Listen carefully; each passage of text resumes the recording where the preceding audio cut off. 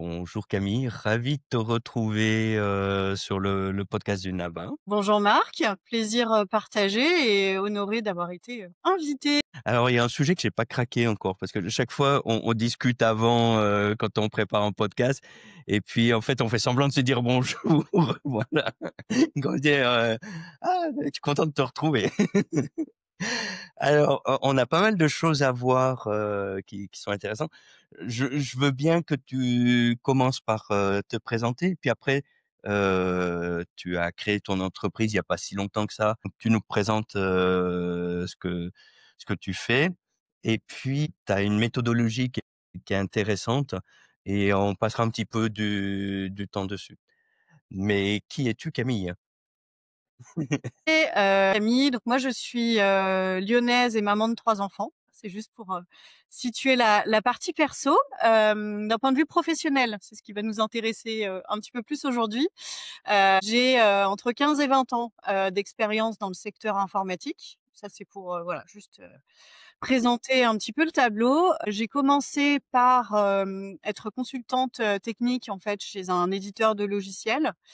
Puis j'ai travaillé dans un centre de formation en informatique spécialisé informatique, bureautique, technique, graphique, en B2B, à des fonctions commerciales. Donc là, j'ai évolué, ce goût pour le contact, voilà, est arrivé à ce moment-là. J'ai ensuite évolué vers des fonctions donc toujours commerciales et RH par la suite, en arrivant sur Lyon, du coup, il y a un petit peu plus de 12 ans. J'ai travaillé chez un intégrateur spécialisé Microsoft, sur toute la partie CRM, data, développement, des projets, de la TMA, des prestations, voilà, orientées grand compte. Et puis j'ai ensuite eu une opportunité de rejoindre une autre société, voilà, avec un esprit entrepreneuriat aussi, puisque l'agence de Lyon venait de se monter, pour monter toute l'équipe commerciale. Et pour le coup, le métier était encore un petit peu différent, toujours IT, mais cybersécurité, infra, cloud et modern workplace. Je pense qu'il y a à peu près tous les sujets IT qui ont été cités. C'était la création d'une agence, c'est ça, de 0? L'agence était créée depuis 1 an ou 2, à ma connaissance. D'accord, oui, quand même. Il n'y avait pas de commercial ni de client. Tout à fait. C'était c'était la phase de démarrage et le développement de l'agence. Exactement. Et qu'est-ce que tu fais maintenant? Ton entreprise, c'était il y a 1 année, si je me souviens bien, non? Quelque chose comme ça? Quand est-ce que tu as Oui, démarré? oui, oui, alors ça va bientôt faire 1 an, ça passe très, très vite. Juste pour expliquer en préambule la genèse de la création. Mmh. En fait, je suis partie d'un constat qui était double. C'est que tu as d'un côté les sociétés, les clients que je voyais au quotidien en fait, qui me faisaient part de leurs difficultés à recruter, donc à la fois les services RH comme les services informatiques, sur des profils tout simplement rares et spécifiques.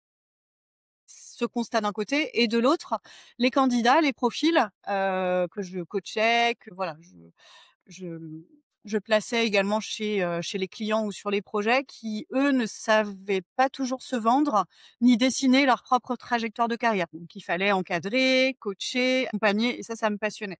Et à un moment, en mettant tout bout à bout, je me suis dit que j'avais peut-être une opportunité d'aider, tout le monde, et c'est comme ça que, Cabrilly, a vu le jour. Donc Cabrilly, c'est Et on cabinet. n'a pas dit le nom jusque-là, hein. Ouais, c'est On vrai. n'avait pas dit le nom, ouais. Cabrilly. Alors c'est cabinet recrutement informatique lyonnais. Voilà, tout simplement. Mmh, mmh mh. C'est, du coup un rêve, qui est devenu réalité. Voilà, juste peut-être pour donner quelques chiffres et puis après je parlerai, de ce qu'on fait un petit peu plus en détail. Donc comme, tu le disais, à juste titre, création il y a presque 1 an. Donc aujourd'hui, on fêtera notre première bougie au mois de janvier. Aujourd'hui, c'est 20 référents techniques, chacun expert de son domaine. C'est 15 clients, soit des entreprises techniques, technologiques par éditeur ou spécialisées tech, ou soit des entreprises régionales, hem, tous secteurs confondus. Une vingtaine de projets en parallèle qui sont en cours et plus de 500 abonnés LinkedIn. C'est également, j'aime bien donner les chiffres, mais c'est également 5 000 profils spécialisés puisque alors j'ai pas encore dit ce qu'on faisait, mais on est un peu spécialisés, qui sont qualifiés en continu et ce réseau-là, bah, est exponentiel et voilà. Tu le sais aussi bien que moi, Marc, c'est la force aussi d'un collectif, en fait, hein, qui Ouais, permet ouais, ouais. de faire que ça fonctionne. Donc du coup, le suspense, bah, était grand, mais notre métier, c'est quoi? On est spécialisé data et IA. Voilà. C'est, D'accord. c'est important de le signifier. Mmh mh. Pourquoi? Parce que, bah, tout simplement, nos demandes clients étant tournées vers, vers ces sujets, la spécialisation s'est faite assez naturellement. On a commencé, vraiment sur la partie, recrutement, pur à 100. Donc, bah, tout simplement, voilà, une société souhaite renforcer son équipe de manière pérenne. Donc là, bah, elle va chercher une ressource, elle va galérer en général ou, ça va lui prendre beaucoup de temps et là, donc elle nous contacte et on en parlera après. Donc on déroule notre méthodologie et puis une autre activité, qui, m'a rattrapée parce que, bah, tout simplement, c'est mon passé. Ça s'est fait assez naturellement, avec une activité de conseil aussi pour nos clients, puisque l'IA étant, un gros enjeu, bah, pour les entreprises business et de compétitivité, on les aide sur toute la partie, AMOA, chefferie de projet pour, Mmh. bah, trouver les bons cas d'usage et faire en sorte que ce soit vraiment utile pour eux, au-delà de juste, dire, «Je déploie de l'IA», quoi. Faut que ça fasse sens et que ça permette de gagner, de l'argent et des clients. Voilà, pour faire simple. Ouais, parce que j'ai l'âge d'avoir connu l'arrivée d'internet et souvent ça comment ça c'est un peu comme les entreprises à l'époque, c'était les dot-com, les point com, hein, où, les gens voulaient faire de l'internet. Mais en fait, on savait pas forcément pourquoi.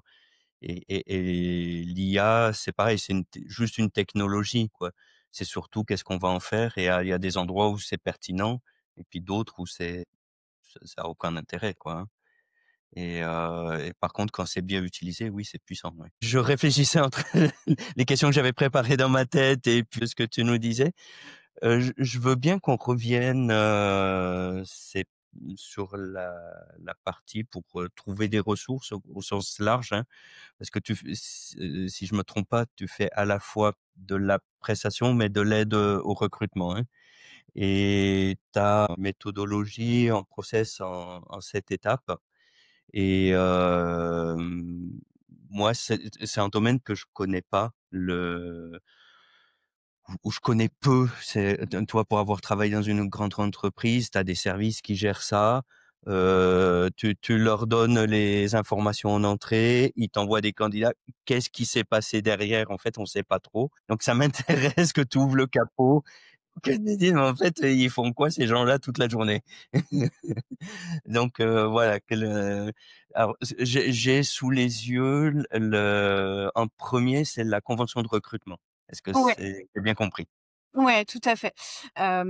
Juste, avant de dérouler, peut-être la méthodologie, qu'on utilise en général, ce qui est important de signifier, c'est que, ben, étant donné qu'on est spécialisé vraiment sur des sujets, data et intelligence artificielle, ça nous permet en fait en préambule de vraiment, qualifier notre réseau en continu. Donc le réseau est exponentiel, hein, de toute façon, Mmh. mais on n'attend pas d'avoir les besoins, clients, les demandes clients pour commencer nos recherches et c'est vraiment important de suivre les bonnes personnes, de savoir où elles en sont, de manière assez, régulière en fait. C'est pour moi, c'est ce qui fait toute la différence. Alors on a évidemment des outils pour nous aider à recruter. Mais la force et la notre valeur différenciant, si je puis dire, c'est vraiment le travail de ce réseau. Ouais, d'avoir un vivier qualifié, pour quand il y a un client, tu peux déjà tu gagnes du temps, hein, tu es sûr que la personne, elle a le bon profil pour ce type de mission, quoi. Ouais et puis vis-à-vis des candidats aussi, ça fait sens parce que, c'est un secteur qui est très concurrentiel et bah, ils se rendent compte qu'il y a des personnes qui connaissent un petit peu les sujets en face d'eux, qui peuvent les conseiller, qui voilà, ont une relation de proximité. Donc ça fait la différence aussi. Voilà, c'est important des 2 côtés, côté client comme, côté, profil. Ouais, j'avais pas vu ça. Effectivement, quand tu as des ressources, j'aime pas ce terme ressources, quand tu as des des personnes, des êtres humains, mais c'est vrai que toujours en ressources, mais c'est pas des machines, hein, c'est des humains et qui sont assez demandés. Effectivement, faut pouvoir, avoir quelque chose qui les accroche, quoi. Ouais. Du coup, comment ça se passe? Alors c'est une Dis-moi méthode. tout, Comment? dis-nous tout. Voilà, donc c'est, une méthodologie standard. Après, chaque client est différent et on peut s'adapter, voilà, là où est réellement le besoin. Mais potentiellement, on peut tout couvrir de bout en bout. Donc ce qui est important, c'est que, bon, en général, on commence par se voir pour, échanger sur, se connaître, sur la méthodologie et cetera. Une fois que ça c'est fait et que le client a, voilà, un besoin de recrutement, on commence. Donc effectivement, la première étape, la première, c'est la convention de recrutement. En fait, cette étape-là, bon, elle est un peu administrative, mais elle est importante puisque ça permet de tout simplement, poser les bases du recrutement. Donc, Mmh mh. profil on recherche, quelles sont les échéances de facturation, quel est le tarif, et puis aussi tout ce qui est, confidentialité. On a un NDA qui est, adossé à notre convention de recrutement pour que, bah, tout simplement, les profils soient protégés d'un côté comme de l'autre, Ouais, ouais. dans nos échanges. Voilà, donc ça c'est vraiment important. Une fois que cette étape-là, est validée, donc là Mmh on mh. lance, la phase la plus importante, de tout le process. Voilà, j'insiste là-dessus, c'est la phase d'immersion. En fait, sans une bonne immersion, tu peux pas avoir, un bon recrutement. C'est la phase sur laquelle il faut vraiment prendre le temps, tout se dire, être très transparent. Donc, en général, on vient sur site, on prend le temps d'échanger avec les différentes parties prenantes du recrutement. Donc, chaque société est différente, mais ça peut être, le directeur général, ça peut être, le responsable de l'équipe data, le responsable Modern Workplace, le responsable informatique, la DRH, la personne qui quitte le poste, enfin le manager direct, voilà. Ça peut être pléthore de profils. Il faut qu'on sache, à peu près tout. Donc, la culture de l'entreprise, la vision, pourquoi on recrute? Est-ce qu'on remplace quelqu'un qui part? Est-ce que c'est une création de poste? Le périmètre du poste, les compétences techniques, les enjeux, la feuille de route de l'équipe aussi, donc le manager, comment il fonctionne, comment il travaille, combien il y a de personnes. Voilà, j'en ai déjà dit, pas mal, mais en fait la liste, elle est vraiment, longue et il faut qu'elle soit longue et on est aussi là pour, challenger, en fait, la recherche. Et puis il y a toutes les choses qui sont un peu cachées ou pas dites, Oui. et même des choses,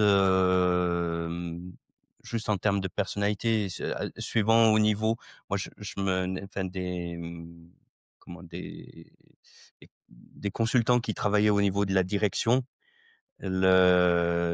C'était sur des sujets sensibles avec des personnalités assez fortes et il faut le consultant qui a la bonne personnalité en face parce que sinon ça va pas le faire, quoi. Soit le dirigeant, il attend d'être challengé et donc faut voilà quelqu'un qui ait les épaules un peu carrées ou alors il a beaucoup d'ego, il faut quelqu'un qui est plus diplomate, ouais et ça, c'est écrit nulle part, quoi. Ouais, tout à fait et effectivement, c'est un point important dans un recrutement, l'humain, c'est plus de 50 d'un recrutement. Donc en fait, d'où l'intérêt de rencontrer les personnes, bien sûr, pour, vraiment sentir et avoir, toutes ces informations, en termes de personnalité aussi et attendues.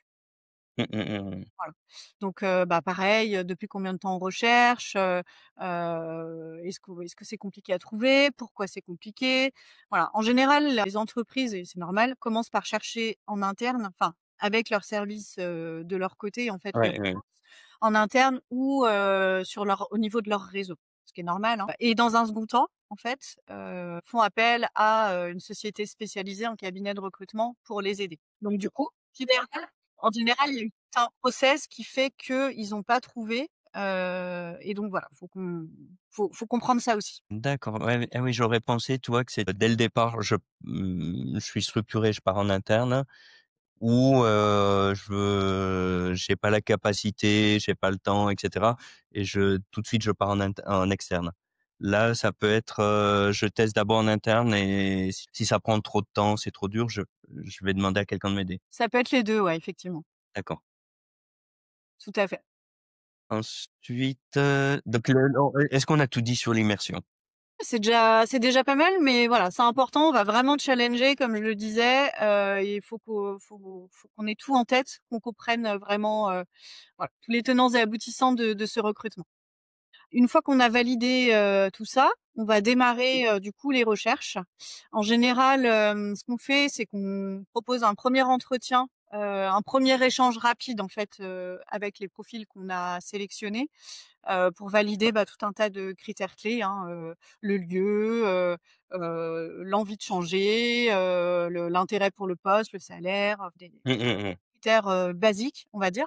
Et ensuite, soit on enchaîne directement, soit on le fait dans un second temps. On vous propose du coup un entretien, physique ou par Teams, pour vraiment prendre le temps, avec le candidat. Donc voilà, entretien sur la base, des compétences, de ce qu'il souhaite, faire par la suite. On donne également plus de détails, au niveau du poste. À la suite de ça, dès qu'un candidat peut correspondre du coup à la recherche, du client, là, à ce moment-là, on envoie, le dossier de compétences Mmh mh. au client avec, bah, voilà, toute la synthèse. Pourquoi on pense que, tel profil peut correspondre, à la recherche. En fait, on est comme un prolongement de service, recrutement, interne de l'entreprise. On est des vrais caméléons. En fait, c'est ce qui fait qu'un entretien va être réussi. Mmh mh.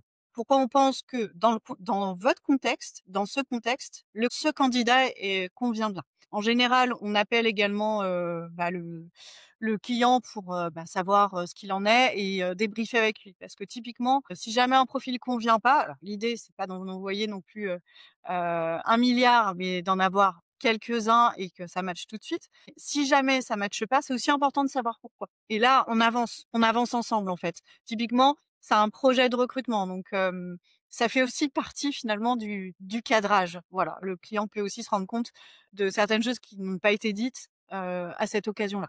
Oui, ça permet d'affiner, d'envoyer des profils que tu avais pas prévus ou au contraire, de dire: «Ah bah, celui-là, c'est pas la peine, je l'envoie, ça va pas passer, quoi». Exactement, exactement.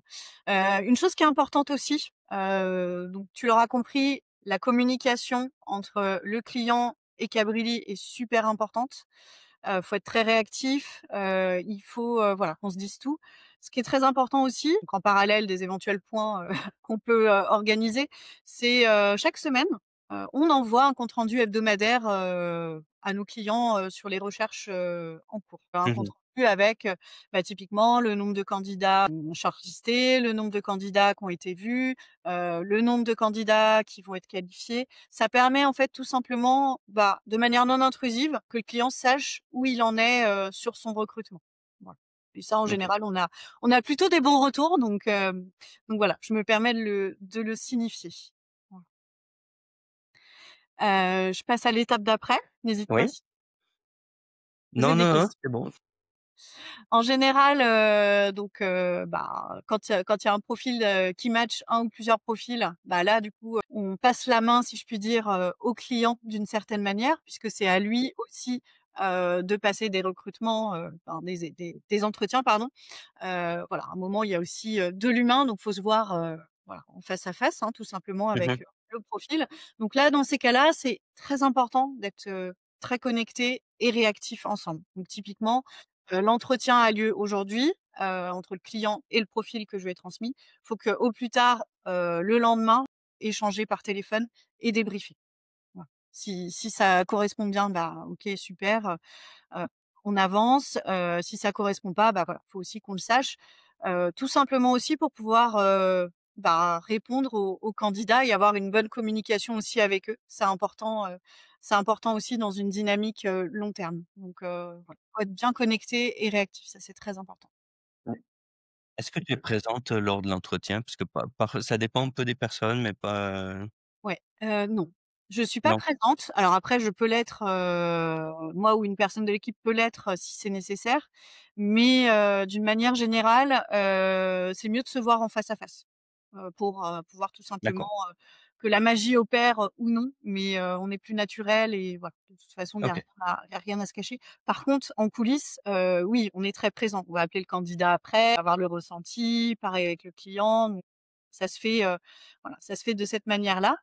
Hem, voilà, donc ensuite, si tout va bien, si tout va bien, bah, en général, on débriefe et puis, bah, il y a une décision qui est prise. Mmh Heu, mh. Évidemment, c'est pas nous qui prenons la décision, même si on peut, aider, voilà, à la réflexion, hein, ça fait partie de notre rôle de conseil. Mais normalement, si tout va bien, bah, on va signer la promesse d'embauche. Le client, le candidat, arrive à cette étape-là. Nous, on peut toujours être, présent aussi, puisqu'il peut se passer des mois, en fait, entre la signature de cette promesse d'embauche et l'arrivée en poste. Voilà. Et dans mon passé, en ESN et autres, bah, c'est déjà arrivé que des candidats ne se présentent pas le jour J, alors qu'ils avaient signé une promesse d'embauche, sans rien communiquer. Donc pour éviter ça, Heu, pour éviter cet effet no-show, on maintient, bah, c'est très important la communication avec, nos profils, hein, tout simplement. C'est important de se suivre et ça permet de mieux démarrer. Et puis de capter les signaux faibles si tu sens que, à un moment la personne va faire défaut. Exactement. Et normalement, vite, hein, on fait tout ce qu'il faut avant pour l'éviter. Ouais, Et puis ensuite, donc la personne va démarrer son poste. Donc là, hyper important la première semaine, le premier jour et la première semaine. C'est, à ce moment-là que le candidat va pouvoir se dire: «OK, je me sens bien dans mon poste». Donc c'est là aussi où le client, bah, doit, préparer justement cette intégration. mmh. De son côté en général, on n'est pas très loin la première semaine parce que, bah, c'est important de sentir, aussi bien côté client que le candidat, bah, voilà, est bien pour le poste, bien intégré aussi, ou bah, côté candidat, bah, voilà, qu'il se sente bien, qu'il a été bien accueilli, et cetera. Donc ça, c'est très important. Parce que toutes les entreprises n'ont pas des, heu, je connais le enfin, on utilise un mot anglais, je réfléchissais s'il y avait un mot français pour dire ça, mais l'onboarding et du style, bah, la personne, elle a son badge, elle a son PC avant d'arriver. Est-ce que vous accompagnez l'entreprise, pour que ce soit le plus carré possible, quand elle rentre? Alors, on Ou va est-ce que poser l'entreprise est autonome? Ouais, on va poser les questions en amont, en fait, à l'entreprise parce que, quand on prépare les entretiens aussi, donc ça fait partie de la phase d'immersion, la fameuse phase numéro 2. C'est important qu'on puisse donner toutes les informations au profil aussi pour qu'il puisse se projeter. Donc telle la première semaine, typiquement, le vendredi, ou le jeudi, il faudra aller, à Paris pour rencontrer telle équipe. En fait, qu'on puisse donner le plus de détails également sur, l'onboarding. En général, ça, on essaye de le préparer en amont, de le challenger pour pouvoir le présenter au candidat. Après en tant que tel, le jour J et la première semaine, c'est plutôt quelque chose qui est fait en interne parce que c'est la culture de l'entreprise. On n'a pas forcément, en tout cas, c'est pas quelque chose qu'on fait pour l'instant. Voilà, c'est certainement mieux pour s'imprégner de la culture que ce soit fait en interne. Par contre, en fait, tu prépares ça dès la phase d'immersion, en posant les bonnes questions et après dans les grandes entreprises, en général, il y a des process mais dans des plus petites entreprises, ça va être moins structuré, ça va se faire comme ça, et le fait de poser les questions déjà ça elle dit: «Ah oui, j'avais pas pensé à ça». Voilà. OK, OK. Exactement. Donc voilà, on était sur la première semaine et ensuite, jusqu'à la validation de la période d'essai, pareil, on n'est pas bien loin aussi pour, pouvoir détecter, le moindre souci s'il y en a. Et puis en général, bah, ce qu'on aime bien faire, c'est quand la période d'essai est validée, bah, on se voit, on peut se faire un déjeuner aussi avec, le candidat, le client. Voilà, c'est sur un format un petit peu, convivial puisque ça marque en fait la fin de notre, accompagnement. Ça donne envie d'être recruté, à travers toi alors? Bah, écoute, tant mieux, faut nous tester pour le savoir. Première manière de s'en rendre compte. Et la validation de la période d'essai, ça c'est plus à la main de l'entreprise? Ou est-ce que il y a encore un point où vous en discutez, On n'est pas loin dans un rôle de conseil, mais Mmh. c'est vraiment pour le coup au manager et à l'entreprise de gérer cette partie-là, ouais. D'accord, d'accord. Et non, c'est intéressant et en termes de facturation, souvent il y a une partie qui est, comment? Qui est payée par une partie de tes services sont payés au départ et le reste une fois que la période d'essai est terminée ou? Honnêtement, chaque entreprise est différente et effectivement, on a D'accord, plusieurs formats. Ça, tu as plusieurs étapes qui déclenchent un peu comme un projet informatique, qui d'accord. déclenchent, bah, Avec des livrables. des jalons de facturation avec, tout au long du projet. Ouais. On intervient, tout simplement ce qu'on appelle au succès, avec un règlement, Mmh. à la signature de la promesse d'embauche, par exemple, parce que, tout simplement le client veut nous tester. Il y a plusieurs formats, possibles. D'accord. OK, OK. Bah, écoute, je te remercie. C'était et ça va en fait, ça va plus loin que ce que je pensais dans l'accompagnement. On peut aller, Oui, oui, oui, c'est pas des alors moi, je me suis retrouvé dans la position, c'était pas des recrutements, hein, mais c'est, prendre des consultants en externe et c'était bien plus léger que ça, quoi. En général, on définit une fiche de poste, on nous présente des candidats et puis une fois qu'on a choisi, c'est terminé, on signe le contrat, quoi. Enfin, on signe le bon de commande, quoi. mmh, J'avais jamais vu, qu'il y avait autant d'accompagnement, quoi. Non, c'est intéressant.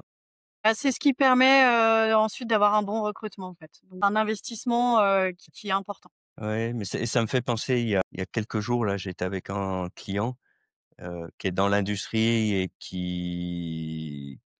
on discutait du fait que c'est des métiers où c'est compliqué de recruter, surtout des jeunes, parce que là, ils ont pas mal de personnes qui sont parties à la retraite et donc bah, il faut recruter des jeunes.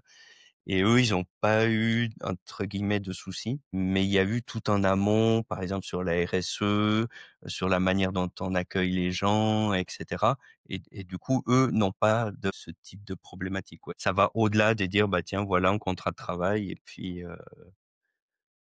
et puis, bah, voilà, tu fais ton travail». C'est ça. Est-ce qu'il y a des enfin, pour moi, c'est très clair, je te remercie. Bah, de Heu, rien. je connaissais pas autant en détail, ce que tu fais, même globalement, hein. J'avais jamais vu ça. Est-ce qu'il y a des choses par rapport à Calibri? Parce que tu as parlé que tu t'orientais également vers du consulting. Oui, alors on y Est-ce est que dé tu veux en dire un mot? ouais.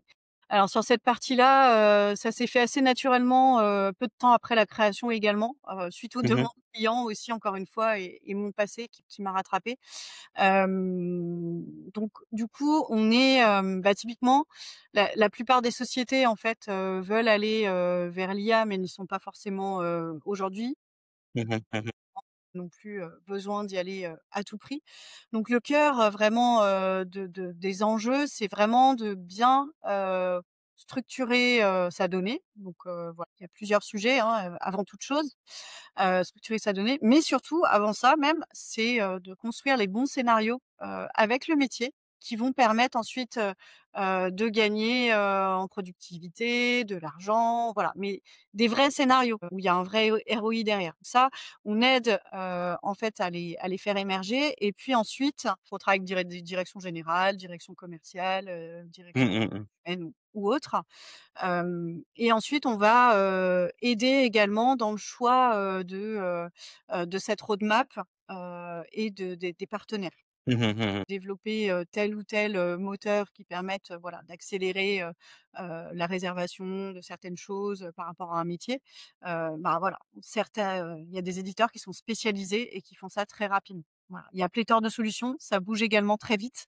Donc tout l'enjeu est, en interne pour les sociétés de réussir en fait à être un chef d'orchestre et à cadencer vraiment, cette, roadmap et ces prestations. J'ai été claire?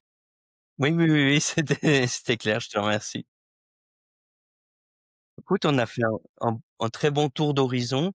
Heu, Est-ce qu'il y a quelque chose que tu voudrais rajouter, qu'on n'a peut-être pas évoqué ou qui te paraissait important? Ouais, peut-être juste une chose, c'est, au niveau d'un recrutement, donc data, IA ou autre, en fait, la clé pour que ça fonctionne bien, si je peux donner des petits tips, du coup à certaines personnes, c'est, surtout de bien comprendre et bien partager, en fait, les attentes. C'est assez basique, mais voilà, si on se comprend pas au début, on peut pas être efficace, donc faut être très transparent et bien communiquer. Voilà, mais en général, ça se passe bien. Oui, bah, alors là, j'appuie sur plus, parce qu'effectivement, c'est bah, je pense que c'est même dans tous les métiers, quoi, là, de bien poser les bases, sinon on risque de travailler pour rien et ou de de taper à côté, alors qu'on on pensait avoir, bien répondu au en tout cas à la demande client, mais ça avait été, tout n'avait pas été dit et cetera. Donc vraiment, voilà, avancer sur un format de partenaire. Si on veut te retrouver, il y a un site web, il y a LinkedIn, où est-ce que tu es numériquement présente? Alors, donc pour l'instant, donc on a un site internet, voilà, sur lequel vous pouvez évidemment, nous contacter. On a un email contact, @cabrilli.fr et puis, bah, on est également présent sur LinkedIn. Bon, ben, on renverra les gens, vers toi alors. Avec grand plaisir du coup pour, discuter, data, développement, IA, carrière, projet, ou voilà, ou juste se connaître. C'est toujours un plaisir. Ce qui est important aussi de dire, le mot de la fin peut-être, c'est qu'on est à Lyon, donc bah, Mmh. voilà, important de travailler aussi, en proximité. On se déplace et voilà, rien ne vaut une rencontre, humaine. Tout à fait. Enfin, eh ben, merci beaucoup Camille Bien. et à très bientôt alors. Merci à toi Marc et à très bientôt. Au revoir.